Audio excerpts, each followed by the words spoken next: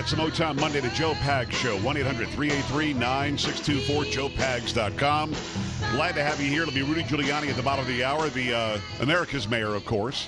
Will he have a role in the Trump administration? I'm going to say I ask him, and he does answer my question about whether he's talked to Mr. Trump about, or President-elect Trump, about a position in the administration. We'll get there. We'll talk about it. I also want to ask him, how long have you known Donald Trump? And have you ever seen any racism, ethnocentricity, any misogyny?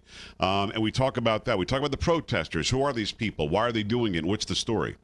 I was attacked over the weekend by some local San Antonio wannabe protesters. They've got like 14 followers on the Twitter, and they thought they would attack me for some dumb reason. Didn't get them very far. I've actually offered to have them on the program. And,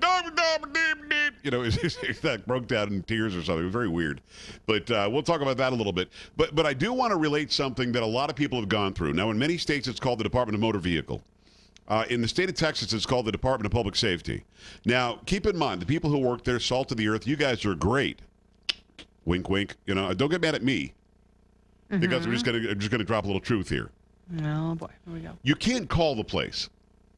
Have you ever found that out? You just cannot call. I don't think I've ever tried. Where you go and get your driver's license. Now, as you know, I've got a 16-year-old daughter about to go get her license, her non-restricted regular license. Yeah. And made an appointment, did all the paperwork, jumped through the hoops, did the driver's ed, did the whole thing. And she and Jenny went down last week. Actually, I went with them the first time, and he said, you can't just walk in and do it. You have to make an appointment. Well, we tried to make an appointment, but the next one's not until almost the new year. And we made an appointment for the next day. They had an opening, so we did the appointment. Went down there. I got a car registered that she was going to do the test in. Went down there. Oh, the registration doesn't match the license plate, whatever. The actual tax office screwed up, didn't give us a license plate. Long story short, you cannot call and say, hey, here's what happened. We'd like to reschedule, or when do you have the next opening? We don't want any special treat. You know me. As much as people think I would, I've never said, I'm Joe Pags, you must. Nothing like that ever. I'm just a dad trying to go down there and help my daughter to get her license. So the big hoopla was we could not get a hold of anybody, and they closed on Friday. It was Veterans Day last week. But when you call, they send you to Austin. For those who don't know, Austin is the capital of Texas.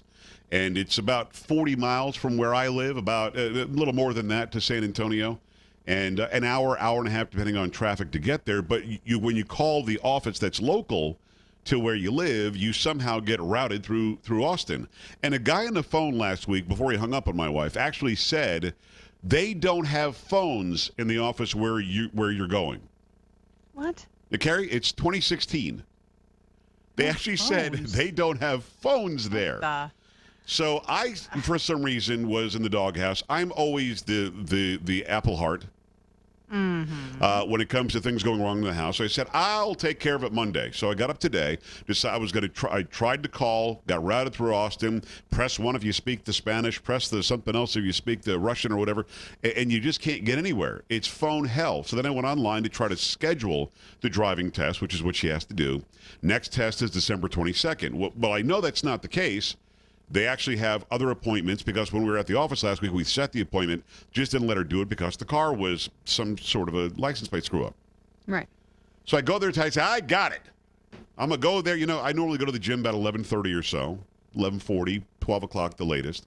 I head down to this office at 10-something, and I'm like, I'm going to knock this right out. I walk in, and on the big screen, they've got a list of A, people who are trying to do something in the office, and then B, they're doing something else, and there's another line, they're doing something, the third thing. So I get there, and I get my ticket number is B107. Okay. B107. Now, I got there a little after 10, and it said 7-minute wait. I'm like, not bad. I am in. I'm in like Flint. I'm so in. And an hour goes by. And now it says I'm up in 3 minutes. 7 minutes. Like, wait a second. What's the story here? So I have not said anything for an hour, because what happens when Mr. Big Radio Voice opens up, I got to, they either hate me, they love me, they don't want to, why am I talking? Shut my face. I don't want to start any trouble. So I'm just sitting there quietly. I'm in my gym clothes. I look like an idiot. And, shush. And finally, there's a guy sitting next to me. I think his name was Craig. He and his wife live in the RV park. How do I know that? They told me. I think it was his wife. Might not have been, but I'm assuming now. All right. And they said, he says something and it's something else, and they're like complaining about waiting so long. I was there longer than they were, and I was like, well, try being B107. I'm up in a minute. Now it says 1 minute. Now another hour went by before I got up there, and he goes, man. You sound just like. Uh-oh. And I'm not. What am I going to say? You mean Joe Pags on the radio? I'm not going to do that. I'm not that guy. Yeah. So I'm just sitting there listening to it. He said, Sean Hannity. Oh. I said, What? I said, well, I'm definitely not Sean Hannity. He said, whoa, wait, yeah, Pags? Yeah. So I'm just giving him a look. I didn't say yes or no. Mm-hmm. And he said, you sound like Pags. I said, that guy's an idiot. I said, you think I sound like that? Yeah. And he goes, so you're saying you're not Joe Pags? I said, I didn't say that. I just said the guy's an idiot. So, yeah, we hit it off a little bit. Now, there was a problem because now the 40 people that were waiting, now we're all having a talk show. Oh, And now we're all telling jokes fun. and we're all playing slap ass and we're all having fun to where the people working at the DPS had to actually come over and ask us to stop it. Why? Oh, yeah. Oh, we got in trouble. Problem? We got in trouble. Because we were in trouble. So the lady comes over and says, I've heard some people saying some things about our sign. Let me explain how this works. It's first come, first served, blah-ba-doo-ba-doo. And this sign, this monitor that says how long the wait is actually for an office of 50 people. We're an office, as you can see, of 3 people. And I said, I raised my hand. I don't know. It's your sign in your office. We're just going by what it says. It's not like we went, hey, how many people is this sign for? So it's one of those situations, and you hear comedians forever have made fun of the DMV. I think the people who work there are salt of the earth. They're overworked and underpaid, probably.